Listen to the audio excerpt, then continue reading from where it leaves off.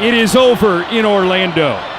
In a year we all thought we wanted to forget, the Lakers give us something to remember forever. Their 17th NBA championship. The Lakers are the world champions.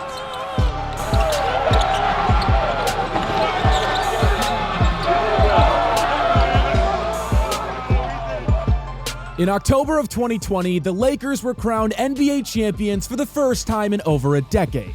LeBron James hoisted his fourth trophy, Anthony Davis was smiling from ear to ear, and the roster seemed perfectly constructed to dominate for years. But fast forward just 4 seasons and everything has changed. Stars were traded away, key role players scattered across the league, and even the championship-winning coach was let go. This wasn't a rebuild, it was a meltdown. A span of time that transformed the NBA's most iconic franchise into a team desperately searching for an identity. And yet, through all of the turmoil, they might have found a way back. So how exactly did it all fall apart, and how, against all odds, did the Lakers manage to pick up the pieces? Well, this is the rise, the collapse, and the shocking resurrection of the Los Angeles Lakers. Now, to truly understand just how shocking the Lakers' collapse was, you have to first realize just how perfectly this team was built. When LeBron James joined LA in 2018, expectations were sky high. But the vision became real just a year later when they added Anthony Davis. Because LeBron and AD weren't just stars, they formed the NBA's most unstoppable duo, dominating on both ends of the floor. But don't get it twisted, it wasn't just about star power. The Lakers meticulously surrounded them with veteran role players, all carefully chosen to complement their strengths. Rondo's veteran leadership, Dwight and JaVale's interior defense, KCP and Danny Green's shooting, and Alex Caruso's hustle. They each had clear roles and they executed them to perfection. Coach Frank Vogel built an identity around defense and unselfish basketball, transforming the Lakers into the league's toughest team to score against. They were flashy, they were disciplined, and they played as one cohesive unit. And in the postseason, everything clicked perfectly. As inside the bubble, the Lakers dominated, going 16-5 on their way to a title.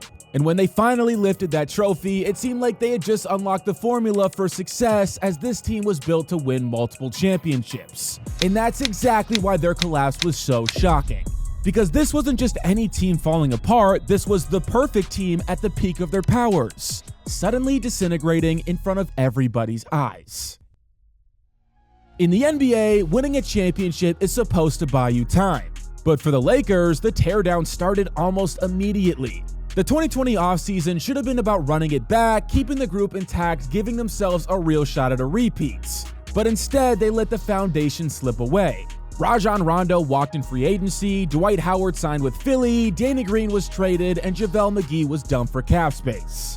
One by one, the pieces that made that Lakers team in the bubble so dominant were stripped away. And in their place came a wave of new names, players who looked great on paper but never made sense on the court. Dennis Schroeder was supposed to be their third option, a scoring guard who could take the pressure off LeBron, but his fit was chunky and his decision-making never quite clicked. Montrezl Harrell brought energy, but his size and defensive limitations were exposed every night. And Andre Drummond was added mid-season to anchor the paint, but all he did was clog the lanes and slow everything down.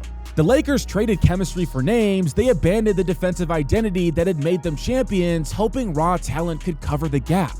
But it couldn't. And by the time the 2021 playoffs rolled around, the cracks in the roster had become canyons. Anthony Davis, who had been nearly unstoppable during the title run, was breaking down physically. He went out in the first round against the Suns, and with him, so did any hope of a deep playoff run. It was Game 4 during the second quarter, he suffered a groin injury, and just like that, AD was done. The Lakers had no answer, LeBron was left to carry a group that didn't fit, didn't gel, and couldn't deliver.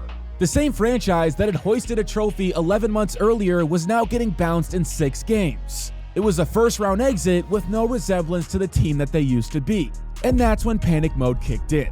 Because the Lakers, they couldn't stomach the idea of being average, they were built to win now, and instead of reassessing what went wrong, they overcorrected.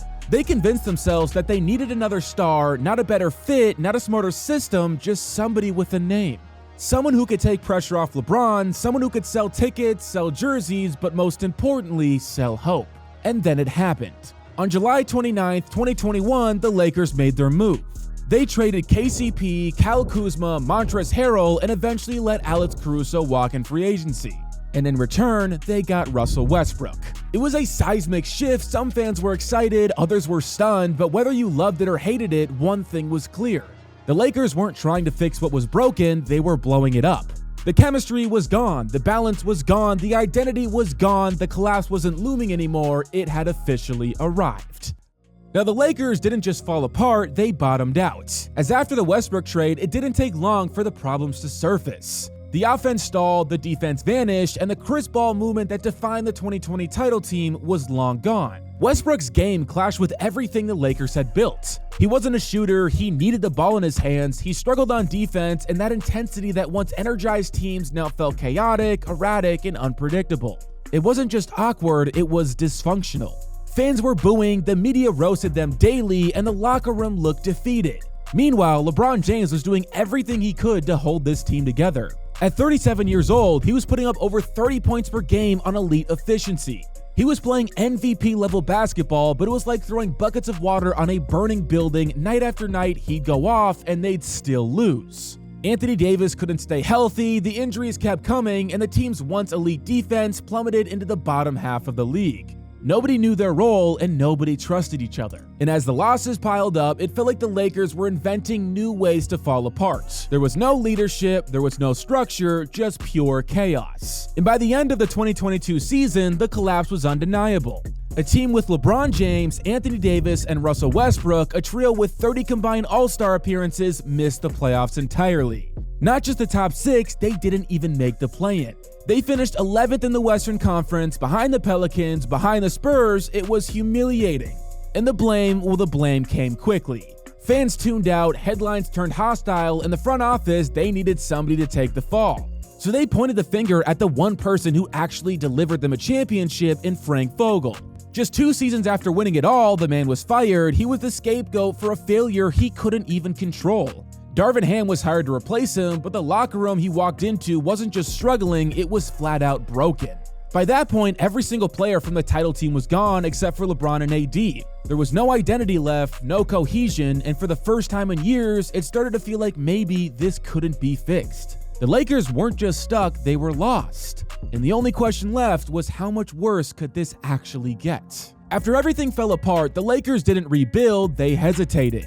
As instead of tearing it down and starting fresh, they tried to salvage what was left. They taped it together, hoping there was still time for one more run, one more chance before the window finally shuts. And for a while, it surprisingly worked. At the 2023 trade deadline, the front office finally pulled the plug on the Russell Westbrook experiments. The fit had been off from the start, and by now, it was impossible to ignore. Brody was sent out in a 3-team deal, and in return came something LA hadn't had in years. They got some depth.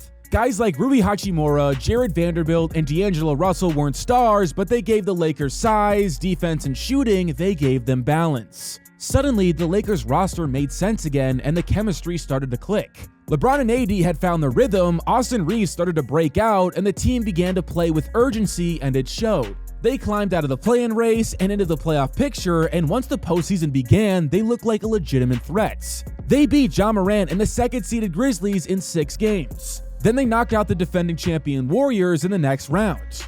Role players stepped up, the defense tightened, and for the first time since the bubble, it felt like the Lakers were a real contender again. But then they hit a wall. In the Western Conference Finals, they ran into Nikola Jokic and the Denver Nuggets, who were on a completely different level. The Joker picked apart the Lakers' front court, their schemes fell apart, and the energy they had built throughout the first 2 rounds suddenly vanished. LeBron played well, but it wasn't enough. The Lakers swept them in 4 games, and after the final buzzer, LeBron stood at the podium and even he admitted he was considering retirement. And that moment said everything. He wasn't just exhausted from another playoff run, he was exhausted from carrying a team that couldn't get over the hump. And what did the Lakers do next? Well, they ran it back. Rather than building on what they learned, rather than tightening the roster or retooling around their stars, the front office stuck with what had just came up short. They hoped that continuity would be enough to recreate the magic, and it wasn't. And yes, there were bright spots as the Lakers won the first ever in-season tournament and LeBron looked rejuvenated in Vegas. That quick championship burst gave fans something to believe in, but it didn't last. because when it came time for the actual playoffs, the Lakers were sent home in the first round yet again by the Denver Nuggets. It was a gut punch not because they lost, but because it didn't feel like a stepping stone, it felt like their ceiling. They had been outclassed by the same team in back-to-back years, and this time there was no more pretending that they were close. And that sense of frustration carried into the next season from the start because something felt off. The roster looked slower, the rotations were inconsistent, and the energy just wasn't there. LeBron was still defying time, putting up elite numbers, AD was still healthy and producing on both ends, but the rest of the team, well, the spark was gone. The Lakers weren't bad, but they weren't good enough, and for a franchise like Los Angeles, that's unacceptable. And so finally, after years of hesitation, the front office did something bold. They didn't patch another hole, they didn't wait out another season, they made a real move. They traded Anthony Davis. By the start of 2025, it was clear the Lakers had tried everything, but nothing was enough. AD was still putting up numbers, he was still anchoring the defense, but the same frustrations never went away. One night he looked like the best player on the floor, and then the next he disappeared. The injuries, the inconsistencies, the uncertainty, every season came with a new stretch on the bench, a new question about whether he could be counted on when it mattered most. And even when he was available, something always felt just a little bit off. LeBron was about to turn 40, the Western Conference was getting deeper year by year, the window was already cracked, and the Lakers finally admitted what fans had been whispering for a while now.